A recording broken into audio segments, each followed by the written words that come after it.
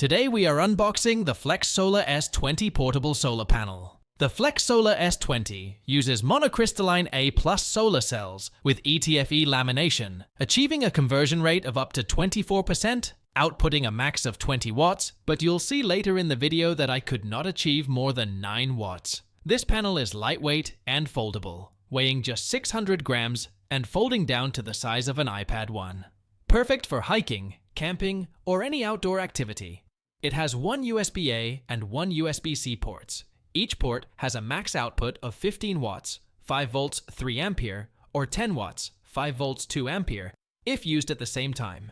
It's pretty robust. The Flex Solar S20 is IP67 dustproof and waterproof, but the USB ports are not protected, so I would not left it in the rain. The smart LED indicator lets you know when it's charging, ensuring your devices are always powered up. Now, in August at 1 p.m., the panel put in horizontal gave me only 5 watts. While facing west, the max output reached 9 watts. Even facing south with an optimal inclination, it never surpassed 9 watts. It's pretty disappointing given the publicized 20 watts, still is enough if you are outside and need to charge the phone.